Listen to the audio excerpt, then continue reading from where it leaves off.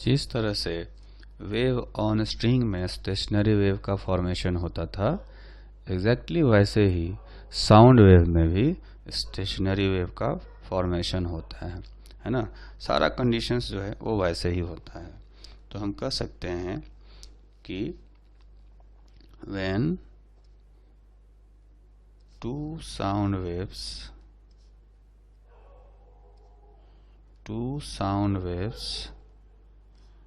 having equal frequencies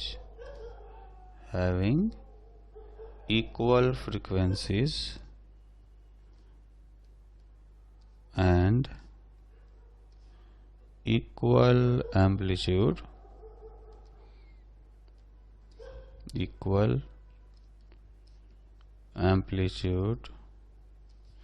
moving in opposite direction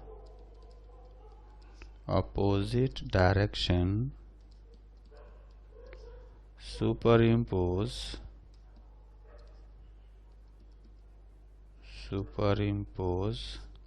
then stationary waves are formed.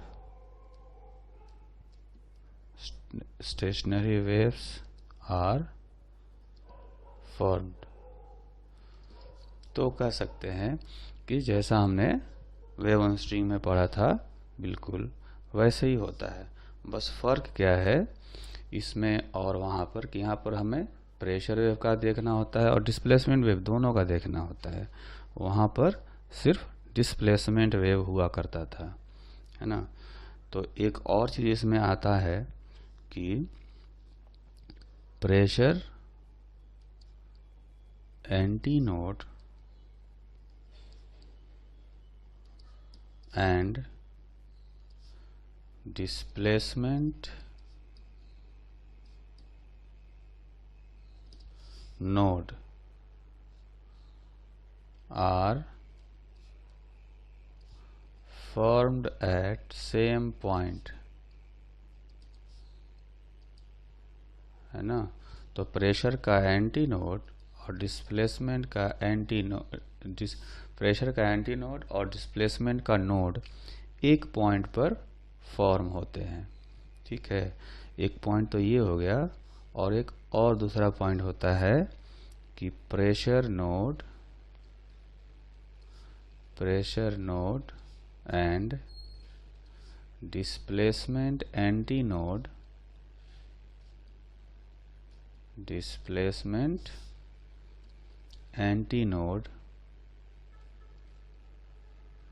are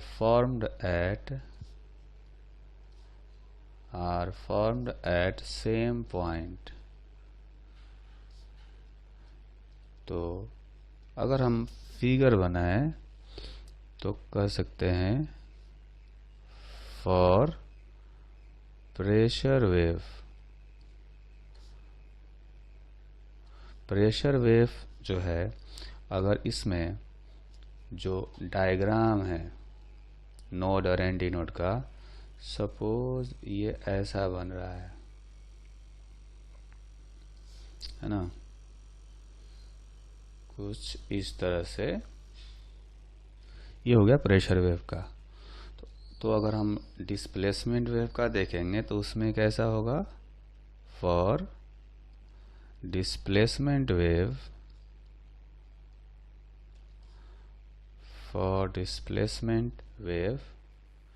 जहाँ pressure का node है वहाँ displacement का antinode बनता है ना, उस तरह से कुछ।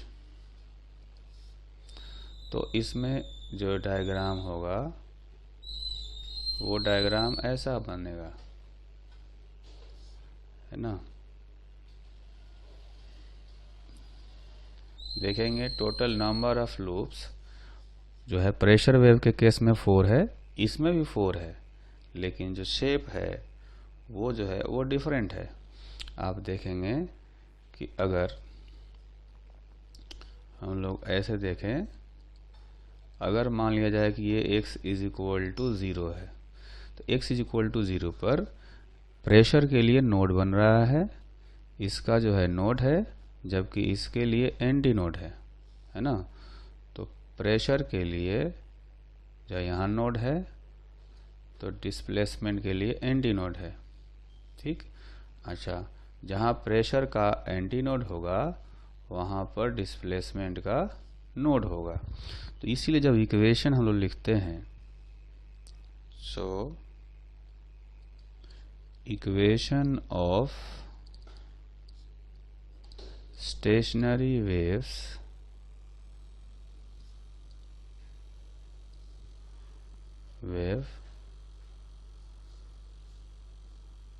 which are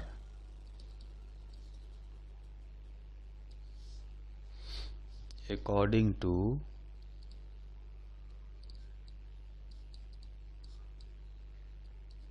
the figure shown above। तो जो ऊपर हमने फिगर बनाया है इसके हिसाब से स्टेशनरी वेव का इक्वेशन लिखते हैं, है ना। तो जब इक्वेशन लिखेंगे तो हमें प्रेशर वेव और डिस्प्लेसमेंट वेव दोनों के टर्म में लिखना पड़ेगा, है ना। तो पहले हम लोग लिखते हैं प्रेशर वेव के केस में, फॉर प्रेशर वेव जो इक्वेशन होगा P is equal to P naught. अब देखेंगे कि x इज इक्वल टू 0 पर प्रेशर का नोड बन रहा है ना। तो इसमें लिखेंगे साइन kx, ठीक है। और यहाँ पर हम लोग कॉस ओमेगा टी लिख सकते हैं, क्योंकि सारे पार्टिकल्स हमें एक्सट्रीम पोजीशन पर दिखाए गए हैं फिगर में। ठीक, अच्छा, उसी तरह से for displacement wave y is equal to a, sine का यहाँ पर कॉस हो जाएगा और इसको तो कॉस ओमेगा टी लिख सकते हैं, है ना। तो डिस्प्लेसमेंट के केस में कॉस हो गया, इसलिए क्योंकि x इज इक्वल टू 0 पर एंटी नोड बन रहा है डिस्प्लेसमेंट के लिए। ठीक है, तो ये बात का हमें ध्यान रखना होगा जब भी हम स्टेशनरी वेव का इक्वेशन लिखेंगे इन केस ऑफ साउंड, है ना। इसमें साइन लिया हमने क्योंकि यहाँ पर नोड बन रहा था, और इसमें हमने कॉस लिया क्योंकि यहाँ पर एंटी नोड बन रहा था। ठीक है, ये सेम जो स्टेशनरी वेव है उसी का इक्वेशन हमने प्रेशर और डिस्प्लेसमेंट दोनों के ही टर्म में लिखा है। और यहाँ पर जो P नॉट है, P naught and A are pressure amplitude end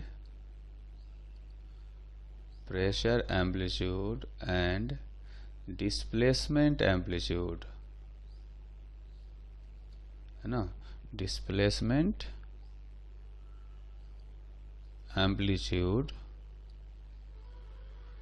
of anti node.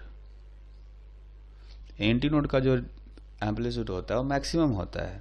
तो यहाँ भी जो P नॉट है, P नॉट भी मैक्सिमम एम्पलीट्यूड है और A भी जो है डिस्प्लेसमेंट वेव का मैक्सिमम एम्पलीट्यूड है। तो जैसा कि वेव ऑन स्ट्रिंग में हमने स्टेशनरी वेव के एग्जाम्पल्स देखे थे, और वो एग्जाम्पल था वाइब्रेशंस ऑफ स्ट्रिंग। और वाइब्रेशन ऑफ स्ट्रिंग में भी दो केसेस थे, vibration of string fixed at both ends and vibration of string fixed at one and. ठीक है, एग्जैक्टली वैसे ही साउंड वेव में भी स्टेशनरी वेव का एग्जाम्पल होता है, और वो ये है, हम लोग पढ़ेंगे अभी, vibrations of air column in organ pipes. तो ऑर्गन पाइप्स जो होते हैं वो भी दो टाइप के होते हैं, है ना, ओपन ऑर्गन पाइप और क्लोज्ड ऑर्गन पाइप। तो इसमें हम लोग क्या करेंगे कि सबसे पहले ओपन ऑर्गन पाइप के बारे में हम लोग पढ़ते हैं, है ना। तो ये है ओपन ऑर्गन पाइप, और इस ओपन ऑर्गन पाइप में दोनों एंड्स ओपन होते हैं, है ना, बोथ एंड्स आर ओपन।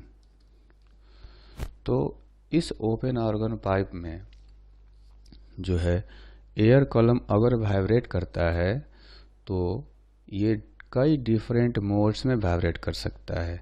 जैसा कि स्ट्रिंग वाइब्रेट करता था, कभी फंडामेंटल मोड में वाइब्रेट करता था, कभी फर्स्ट ओवरटोन में वाइब्रेट करता था, वैसे ही ऑर्गन पाइप के अंदर जो एयर है वो भी डिफरेंट मोड्स में वाइब्रेट करता है।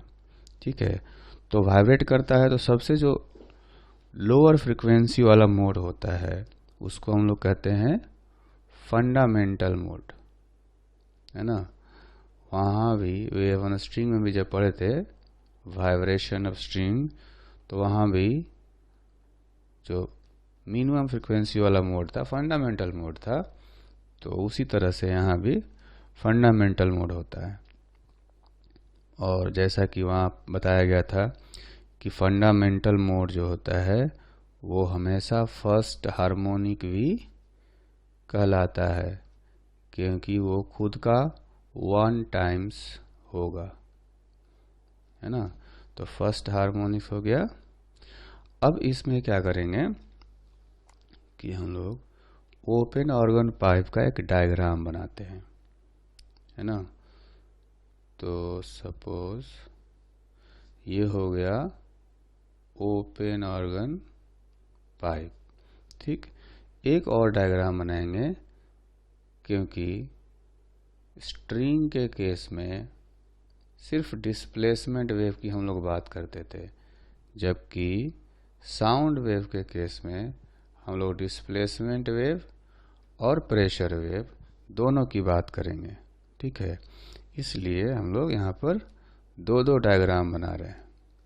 ठीक, तो पहला जो फिगर है इसमें हम लोग समझेंगे डिस्प्लेसमेंट वेव का स्टेशनरी वेव के बारे में, है ना। और दूसरा जो है फिगर उसमें समझेंगे कि प्रेशर वेव का जो स्टेशनरी वेव है वो कैसे फॉर्म होता है।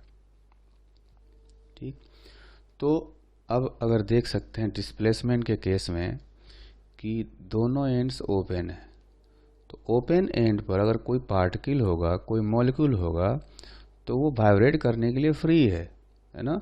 ये सबसे ज़्यादा आगे पीछे जो है इस तरह से वाइब्रेट कर सकता है।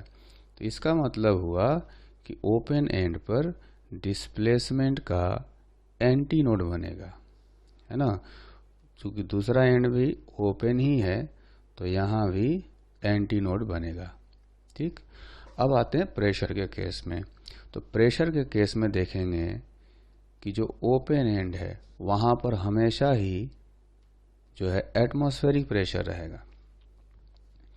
तो जैसा कि वेव ऑन स्ट्रिंग में पढ़ा था कि जिस पॉइंट पर जो है पार्टिकल का एम्पलीट्यूड 0 हुआ करता था, यानी वो आगे पीछे खिसकता नहीं था, उसको नोड कहते थे, वैसे ही प्रेशर के केस में यहाँ पर साउंड वेव में प्रेशर के केस में जिस पॉइंट पर प्रेशर चेंज ही नहीं होगा, है ना, प्रेशर में कोई वेरिएशन ही नहीं होगा, हमेशा एटमॉस्फेरिक प्रेशर बना रहेगा, उसको प्रेशर का नोड कहेंगे। ठीक, तो यहाँ पर ओपन एंड पर चूंकि प्रेशर वेरिएशन होगा नहीं, इसलिए यहाँ पर प्रेशर का नोड बनेगा। ठीक, अब हम क्या करेंगे कि फंडामेंटल मोड में एक लूप बनाते हैं, मिनिमम नंबर ऑफ लूप्स बनाते हैं, है ना। तो एक ही लूप बन सकता है इसमें, मिनिमम, आधा लूप बन नहीं सकता। तो कुछ इस तरह से एक लूप इसमें बनाया जा सकता है। ठीक, उसी तरह से अगर इसमें देखें डिस्प्लेसमेंट वेव के केस में, तो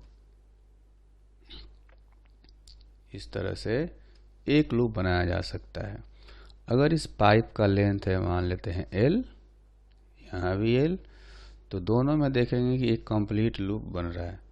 तो ये जो लेंथ होगा ये हो जाएगा वेवलेंथ डिवाइडेड बाई 2, यानी कि जो वेवलेंथ होगा ये हो जाएगा 2L।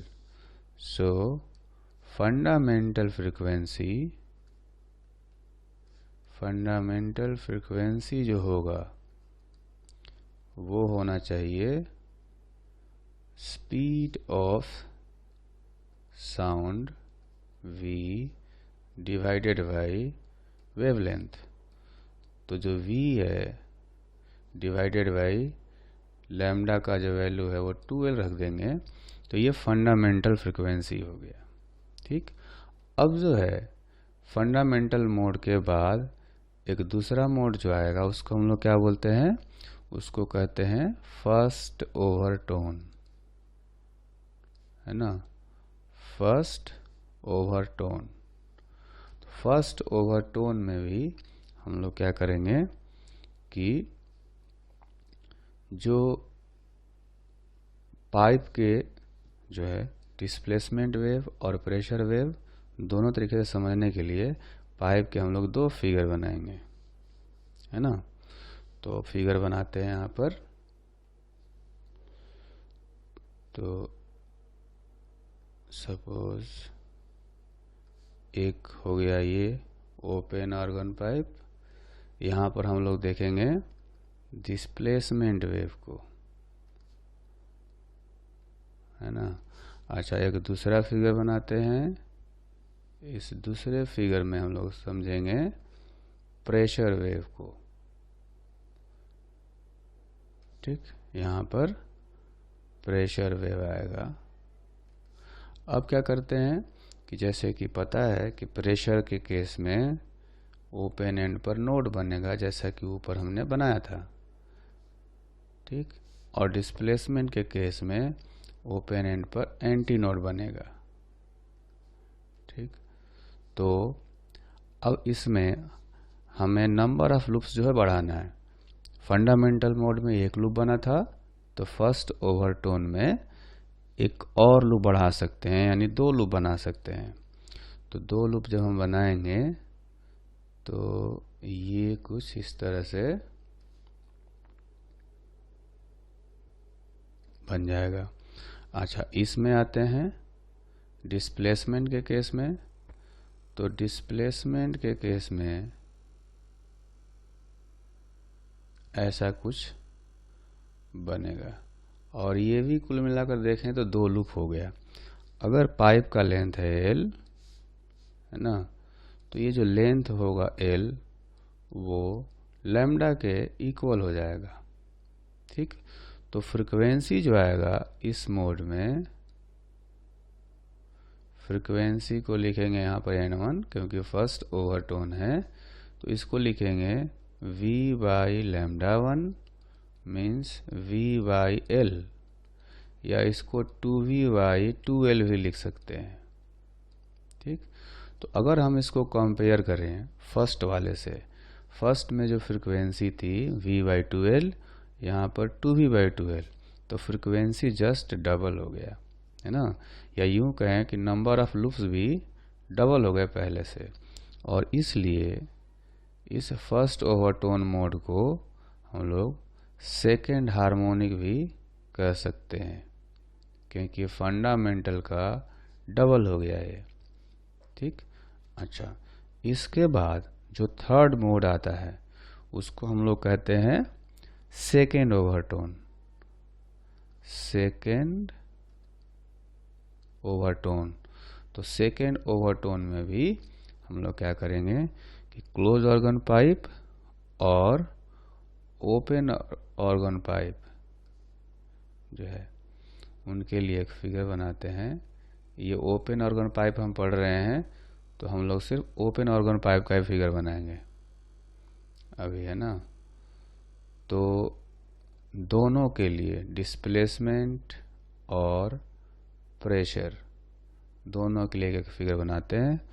तो पहला हमने बनाया डिस्प्लेसमेंट वेव के लिए, है ना, और जो दूसरा फिगर है ये है प्रेशर वेव के लिए। तो जैसा कि ऊपर हमने बनाया, प्रेशर के केस में दोनों ओपन एंड पर नोड बन रहा था, तो दोनों ओपन एंड पर नोड बनाएंगे, और डिस्प्लेसमेंट के केस में दोनों ओपन एंड पर एंटी नोड बनता था, तो एंटी नोड बनाएंगे। अब हम क्या करेंगे कि नंबर ऑफ लूप्स थोड़ा बढ़ा देते हैं। तो नंबर ऑफ लूप्स पहले जो थे 2 बन रहे थे फर्स्ट ओवरटोन में, अब नंबर ऑफ लूप्स बढ़ाएंगे तो 3 लूप बनाए जा सकते हैं, है ना। तो कुछ इस तरह से जो है यहाँ पर हम लोग लूप बना सकते हैं। तो प्रेशर के केस में 3 कंप्लीट लूप बन गया, ठीक। अच्छा, वैसा ही अगर हम बनाएं डिस्प्लेसमेंट के केस में, तो यहाँ भी 3 लूप बनना चाहिए यहाँ पर, लेकिन कुछ इस तरह से बनेगा क्योंकि ओपन एंड पर एंटी नोड बन रहे हैं, ठीक है। तो ये भी देखेंगे कुल मिलाकर के 3 लूप ही है, ठीक। अगर पाइप का लेंथ एल है, ये ध्यान रखना है कि पाइप तो एक ही है, जो हम लोग फंडामेंटल में जो पाइप लिए थे, फर्स्ट ओवरटोन में भी पाइप वही है, सेकंड ओवरटोन में भी पाइप वही है, इसलिए लेंथ चेंज नहीं हो रहा।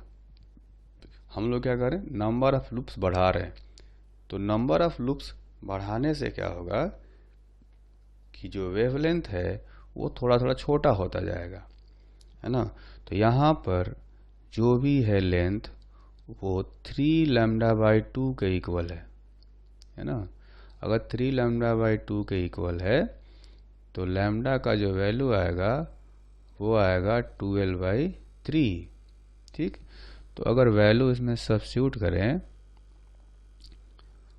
सेकेंड ओवरटोन के लिए, तो जो फ्रीक्वेंसी आएगा उसको हम लोग कहेंगे N2, ये हो जाएगा V/λ2 यानी 3V/2L, है ना। λ2 का वैल्यू यहाँ से रखेंगे यहाँ पर, तो ये आ जाएगा 3V/2L। तो अब अगर हम कंपेयर करते हैं ना, तो फर्स्ट में जो था वो V/2L था और थर्ड वाले में 3V/2L है, मतलब पहले वाले का ये 3 गुना है, 3 टाइम्स है, और इसलिए इस सेकेंड ओवरटोन को हम लोग थर्ड हार्मोनिक कह सकते हैं, ठीक। तो ये हो गया थर्ड हार्मोनिक। अब जो है 3 केस का हमने जो है फ्रीक्वेंसी कैलकुलेट कर लिया। अब इसको जनरलाइज कर सकते हैं, ठीक है। तो कह सकते हैं कि in general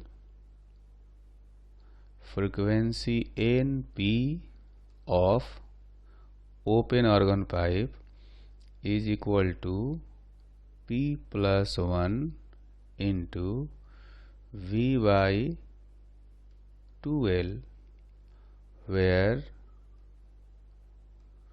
where P is number of overtone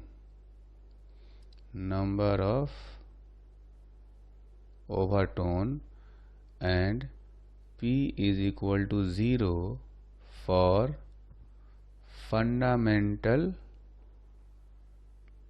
mode, ठीक है। फंडामेंटल मोड में P का वैल्यू 0 रखने से, यहाँ पर P का वैल्यू 0 रखेंगे तो V/2L आ जाएगा, फंडामेंटल मोड के फ्रीक्वेंसी जितना इतना, ठीक। और इसी फॉर्मूले में अगर P का वैल्यू हम लोग 1 रख देंगे फर्स्ट ओवरटोन में, तो हो जाएगा 2V/2L, इतना आ जाएगा। और इसमें P का वैल्यू 2 रख देंगे सेकेंड ओवरटोन के लिए, तो ये 3V/2L आ जाएगा, इतना आ जाएगा, ठीक। तो ये तो हो गया अपना ओपन ऑर्गन पाइप का केस। अब हम जानेंगे कि क्लोज्ड ऑर्गन पाइप में एयर कॉलम कैसे वाइब्रेट करता है। जो क्लोज्ड ऑर्गन पाइप होता है उसमें एक एंड क्लोज होता है और जो दूसरा एंड होता है वो ओपन होता है ना। जो ऑर्गन पाइप में one and open and one and closed, open organ pipe में दोनों एंड ओपन थे, लेकिन क्लोज ऑर्गन पाइप में सिर्फ एक एंड क्लोज होता है, दूसरा एंड ओपन होता है। तो इसमें भी हम लोग पहले बात करेंगे फंडामेंटल मोड की, है ना। तो पहले हो गया फंडामेंटल मोड, और जैसा कि हम जानते हैं फंडामेंटल मोड जो होता है उसको फर्स्ट हार्मोनिक भी कहा जाता है। ठीक, अब इस मोड में हम लोग दो क्लोज ऑर्गन पाइप बनाएंगे। दो किस लिए? क्योंकि हमें प्रेशर वेव और डिस्प्लेसमेंट वेव दोनों को ही समझना है। ठीक, तो ये हो गया एक क्लोज ऑर्गन पाइप, और दूसरा जो है यहाँ पर हमने बनाया। तो पहला वाला जो है इसमें हम लोग समझेंगे डिस्प्लेसमेंट वेव के बारे में, कि उसमें स्टेशनरी वेव कैसे बनता है। और जो दूसरा ऑर्गन पाइप है बनाया हमने, उसमें हम लोग समझेंगे प्रेशर वेव के बारे में, कि प्रेशर के केस में स्टेशनरी वेव कैसे बनेगा इसमें। ठीक, तो अभी जब हम लोग ओपन ऑर्गन पाइप पढ़ रहे थे तो प्रेशर के लिए ओपन एंड पर हमने बनाया था नोड, और डिस्प्लेसमेंट का है यहाँ पर बनाया था एंटी नोड ओपन एंड पर। ठीक, अब आते हैं क्लोज एंड पर।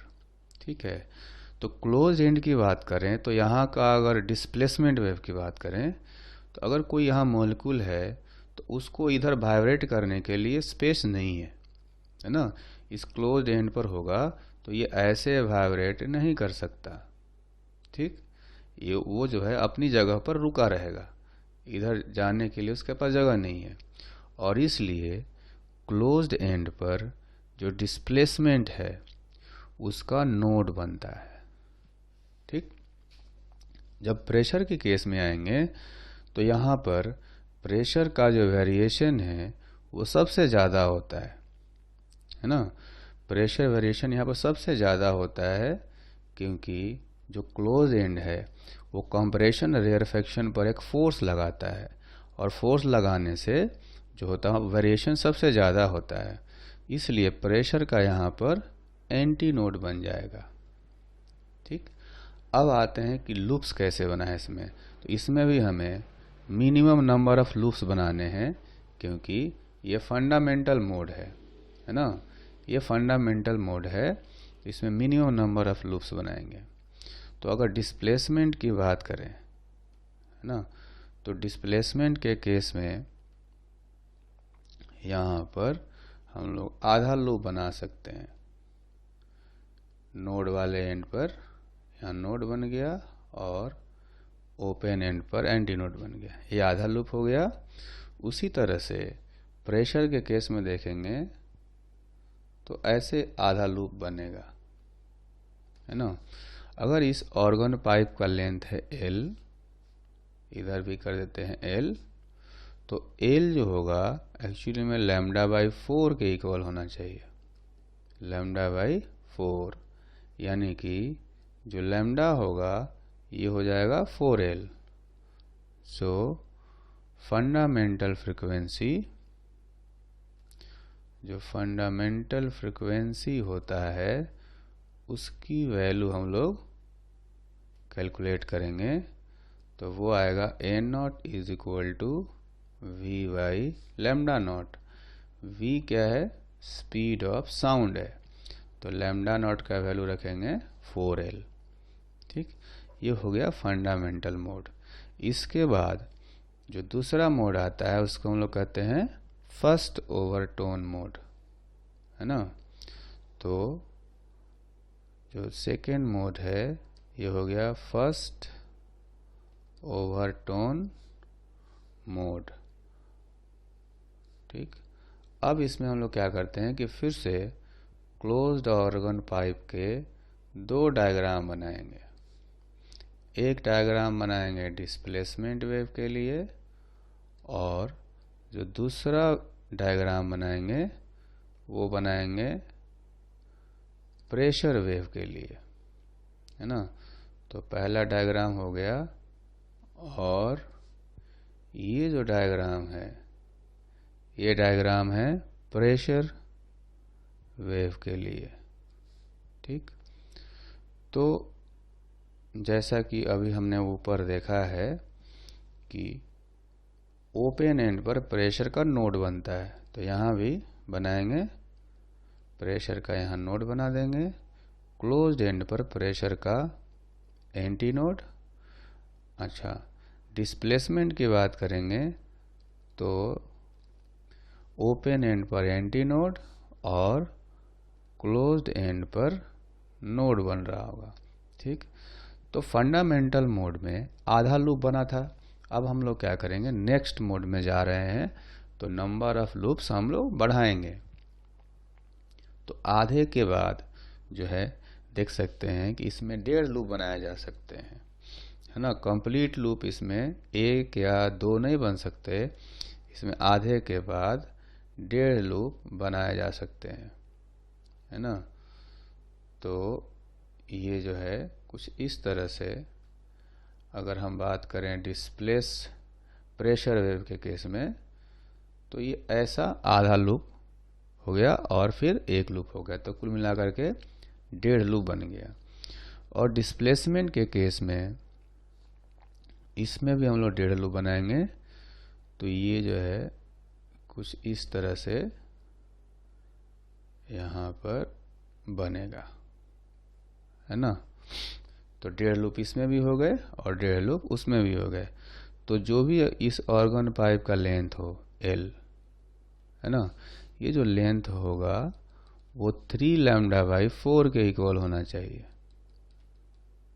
क्योंकि आधा लूप λ/4 होता है, तो 1 लूप λ/2 हो जाएगा, यानी 1.5 लूप 3 λ/4 हो जाएगा। तो यहाँ से जो लैम्डा है उसका वैल्यू हो गया 4L/3। तो फ्रीक्वेंसी जो होगा, फ्रीक्वेंसी ऑफ फर्स्ट ओवरटोन, इसको हम लोग लिखेंगे N1, ये होना चाहिए V/λ, यानी N1 = 3V/4L। ठीक है, तो अगर फंडामेंटल मोड वाली फ्रीक्वेंसी से कंपेयर करें, फंडामेंटल में देखेंगे आया था V/4L और इसमें आया है 3V/4L, मतलब फंडामेंटल का 3 गुना है, 3 टाइम्स है। और इसलिए फर्स्ट ओवरटोन को हम लोग थर्ड हार्मोनिक कह सकते हैं। तो इसमें देखेंगे कि सेकेंड वाली हार्मोनिक जो है वो मिसिंग है, वो आई ही नहीं। ठीक है, तो इस केस में कह सकते हैं कि इवन हार्मोनिक जो है वो गायब हो जाएंगे, सिर्फ ऑड हार्मोनिक आएंगे, जैसा कि वेव ऑन स्ट्रिंग में भी आया था, है ना। तो अब ये हमने कर लिया फर्स्ट ओवरटोन का केस। इसके बाद आते हैं जो अगला मोड होता है, उसको हम लोग कहते हैं second overtone. Second overtone, second overtone का जो केस है, इसमें भी हम लोग जो है क्लोज्ड ऑर्गन पाइप का फिगर बनाते हैं। 2 फिगर बनाएंगे, एक प्रेशर के लिए और एक डिस्प्लेसमेंट के लिए। ठीक, तो यहाँ पर जो फर्स्ट वाला है ये हो गया डिस्प्लेसमेंट वेव के लिए, और जो दूसरा वाला है ये हो गया प्रेशर के लिए, है ना, ये प्रेशर के लिए हो गया। तो जैसा कि ऊपर हमने देखा है कि ओपन एंड पर प्रेशर का नोड बन रहा है ना, प्रेशर का नोड बन रहा है, और क्लोज्ड एंड पर प्रेशर का एंटी नोड। उसी तरह से ओपन एंड पर डिस्प्लेसमेंट का एंटी नोड और क्लोज्ड एंड पर डिस्प्लेसमेंट का नोड बन रहा है। ठीक, अब हमें नंबर ऑफ लूप्स जो है वो नेक्स्ट मोड में बढ़ाना है। तो हम लोग पहले वाले मोड में, फंडामेंटल मोड में आधा लूप बनाए थे, फर्स्ट ओवरटोन में 1.5 लूप बनाए थे, अब बढ़ाएंगे, एक लूप और बढ़ जाएगा तो अब 2.5 लूप हो जाएंगे, है ना। तो 2.5 लूप जो है वो कुछ इस तरह का होगा। तो ये फिगर में आप देखेंगे ऐसा होगा, है ना। तो ये हो गया 2.5 लूप। और इसी तरह से यहाँ भी हम लोग 2.5 लूप बना सकते हैं। तो ये कुछ इस तरह से वाइब्रेशन होगा डिस्प्लेसमेंट वेव के केस में ऐसा। तो ऑर्गन पाइप वही है जो फंडामेंटल में लिया था, जो फर्स्ट ओवरटोन में लिया था, जो सेकेंड ओवरटोन में लिया है। तो लेंथ जो है ऑर्गन पाइप का वो अभी भी एल है, बस नंबर ऑफ लूप्स बढ़ रहे हैं तो वेवलेंथ चेंज हो रहा है ना। तो यहाँ पर जो लेंथ होगा वो एक्चुअली में हो जाएगा 5 λ/4। आधा लूप जो होता है वो λ/4 होता है। इसमें 2.5 लूप है, यानी कि टोटल 5 आधे आधे लूप होंगे। तो यहाँ से वेवलेंथ आया 4L/5। So frequency in second overtone will be V/λ2, that means 5V/4L। तो अगर कंपेयर करें हम लोग फंडामेंटल वाले से, तो फंडामेंटल में था V/4L और जो सेकेंड ओवरटोन है वो 5V/4L। इसका मतलब सीधे जो है 5 गुना है। तो 5 गुना है तो इसको हम लोग फिफ्थ हार्मोनिक कह सकते हैं, है ना। सारे इवन वाले हार्मोनिक गायब हो रहे हैं, फोर्थ वाला भी गायब हो गया। तो जो है इसमें फर्स्ट हार्मोनिक आया, फिर उसके बाद थर्ड हार्मोनिक आया और उसके बाद फिफ्थ हार्मोनिक आया। ठीक, तो ये हो गया सेकेंड ओवरटोन की फ्रीक्वेंसी। और अब हम क्या करेंगे, इसको जनरलाइज करेंगे। In general NP is equal to P+1/2 into V/2L, where P is number of overtone, ठीक, और P is equal to 0 for fundamental mode,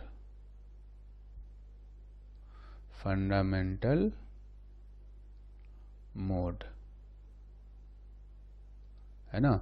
तो जो पहले हमने सीखा था एग्जैक्टली वही चीज जो है वो अभी भी आ रही है।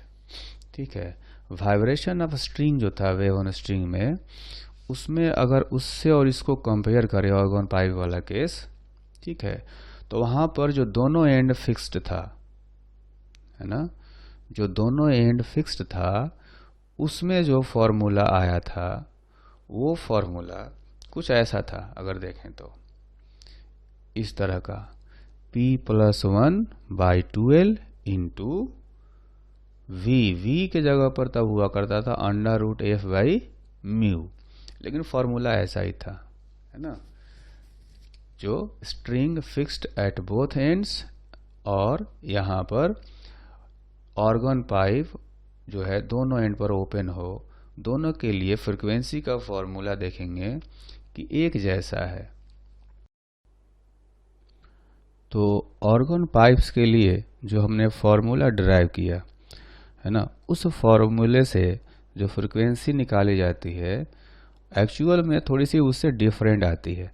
डिफरेंट इसलिए आता है क्योंकि जो एंटी नोड्स हैं, अगर हम डिस्प्लेसमेंट एंटी नोड्स की बात करें तो डिस्प्लेसमेंट एंटी नोड्स जो है वो एग्जैक्टली ओपन एंड पर नहीं बनते हैं, है ना, थोड़े से दूर बनते हैं। अगर हम बात करें कि ये एक क्लोज्ड ऑर्गन पाइप है, ठीक, तो इस क्लोज ऑर्गन पाइप में हमने क्या किया कि हमने यहाँ पर एंटी नोड बनाया था, है ना, बिल्कुल एग्जैक्टली ओपन एंड पर। लेकिन एक्चुअली में क्या होता है कि जो एंटी नोड है वो थोड़ा सा आगे बनता है। ऐसा इसलिए होता है क्योंकि जो यहाँ मॉलिक्यूल्स वाइब्रेट करते हैं उनके पास होता है मोमेंटम, और मोमेंटम के कारण से वो थोड़ा सा आगे निकल जाते हैं, ठीक है। तो ये जो लेंथ हमने एक्स्ट्रा करे, जितना आगे निकल गए, इसको हम लोग कहते हैं एंड करेक्शन, है ना। ये जो डिस्टेंस है इसको कहा जाता है एंड करेक्शन, और ये जो लेंथ है ऑर्गन पाइप का वो है एल, ठीक है। तो ये जो एंड करेक्शन है इसकी वैल्यू आती है 0.6 R, where R is radius of organ pipe, है ना। तो ऐसा होता है कि displacement antinodes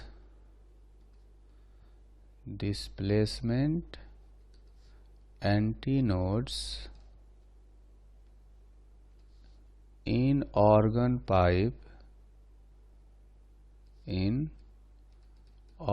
pipes are not formed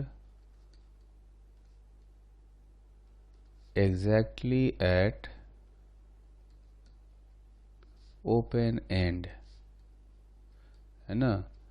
ये जो एंटी नोड्स होते हैं डिस्प्लेसमेंट के, वो एग्जैक्टली ओपन एंड पर नहीं बनते, लेकिन थोड़ा सा आगे बनते हैं, but they are formed formed 0.6 R distance away from the open end। तो ओपन एंड से इतना बाहर बनते हैं।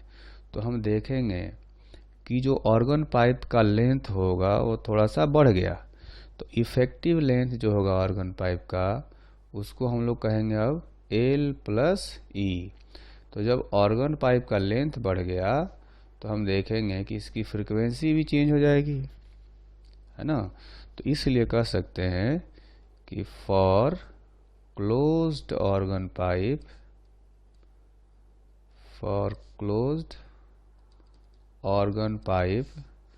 frequency is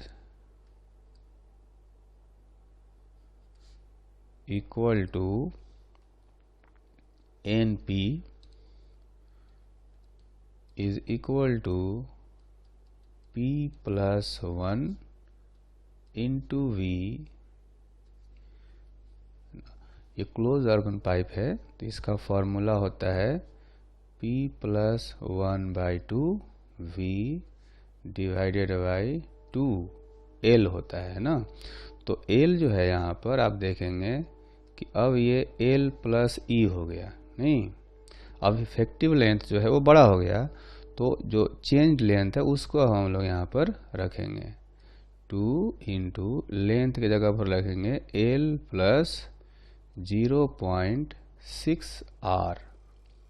अब इफेक्टिव लेंथ इतना हो गया, तो क्लोज ऑर्गन पाइप के लिए जो फॉर्मूला है अब ये फॉर्मूला बन गया, ठीक। अच्छा, उसी तरह से हम बात करें ओपन ऑर्गन पाइप की। फॉर ओपन ऑर्गन पाइप, अब ओपन ऑर्गन पाइप में क्या होता है कि उसमें दो ओपन एंड होते हैं, है ना। 2 ओपन एंड होने का मतलब है कि 2 डिस्प्लेसमेंट एंटी नोड्स भी बनेंगे, एक एंटी नोड इस एंड पर और दूसरा एंटी नोड इस एंड पर, ठीक है। तो दोनों एंटी नोड्स जो है वह एक्चुअली में खिसक जाएंगे ई से, ठीक है।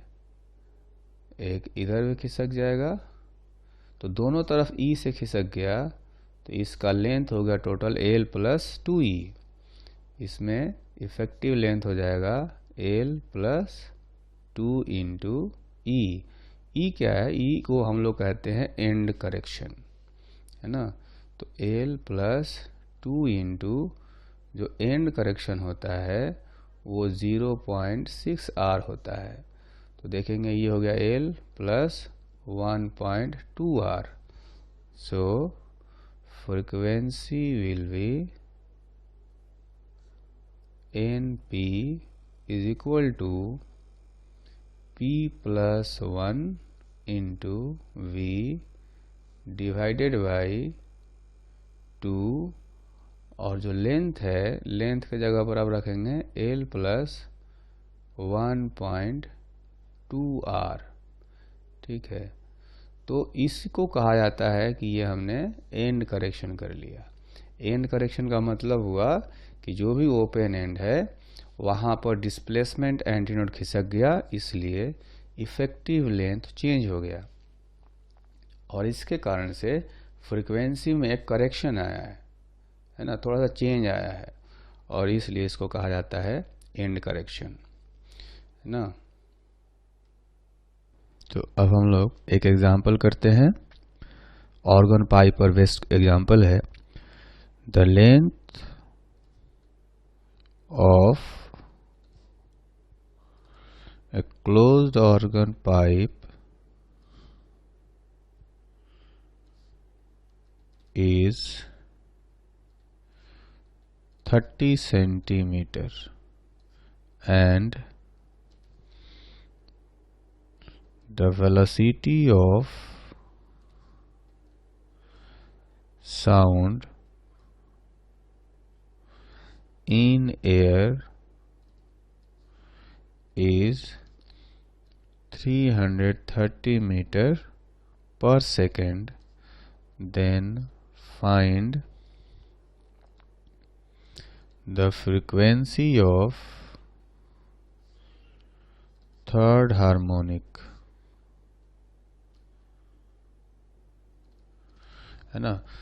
तो अभी हमने पढ़ा था एंड करेक्शन वाला फॉर्मूला, ठीक है, लेकिन एंड करेक्शन वाला फॉर्मूला हमेशा यूज़ नहीं किया जाता है। जब तक हमें एंड करेक्शन के लिए पूछा नहीं जाए, जब तक पाइप का रेडियस नहीं दिया गया हो, तब तक हम लोग जो है नॉर्मल वाला फॉर्मूला ही यूज़ करेंगे, ठीक है।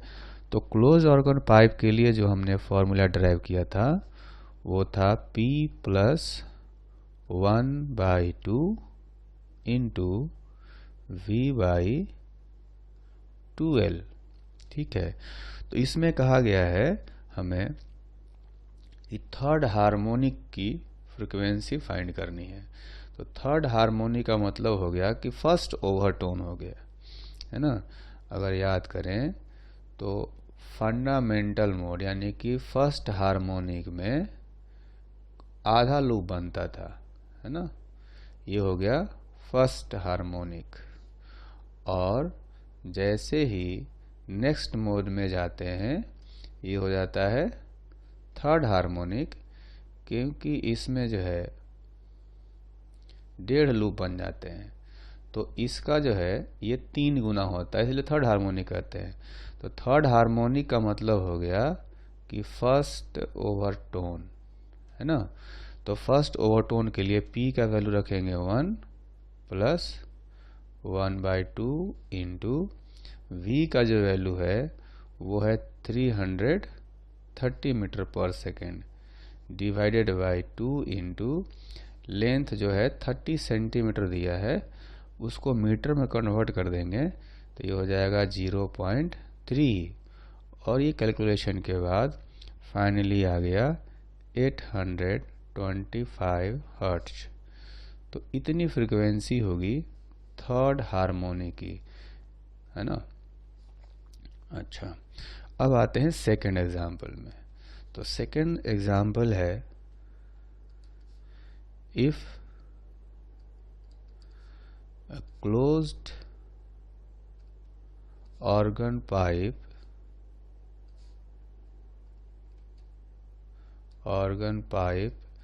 is suddenly opened suddenly opened, then the second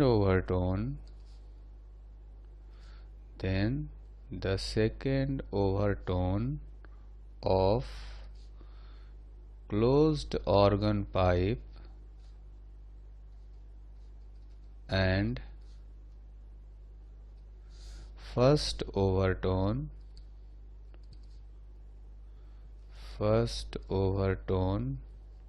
of open pipe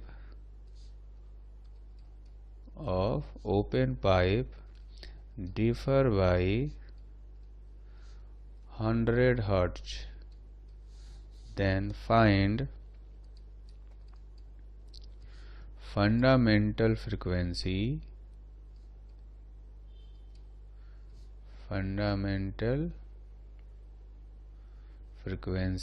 of closed organ pipe।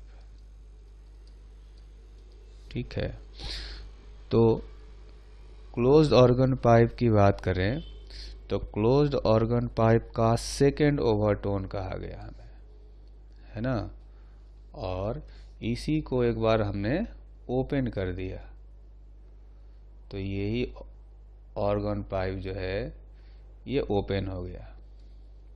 ठीक है, तो इसमें देखेंगे कि अगर हम लोग क्लोज्ड ऑर्गन पाइप की बात करें तो क्लोज्ड ऑर्गन पाइप का सेकेंड ओवरटोन में 2.5 लूप बनेंगे, है ना।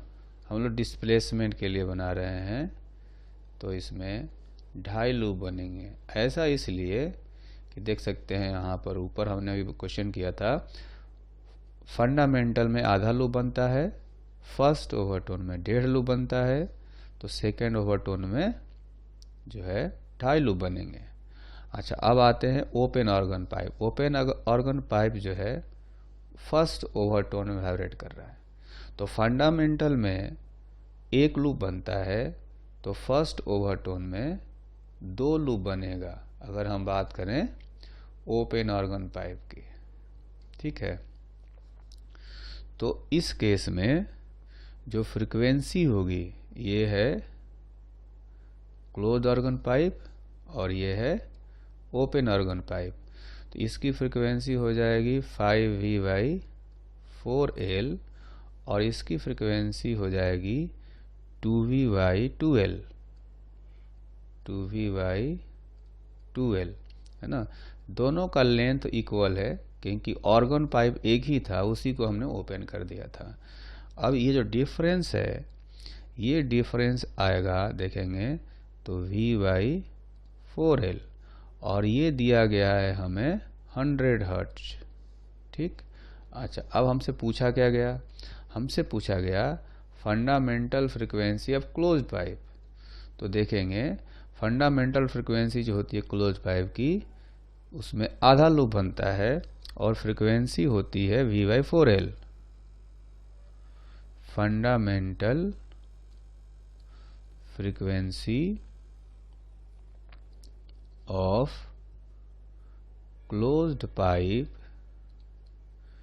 is A0 is equal to V/4L।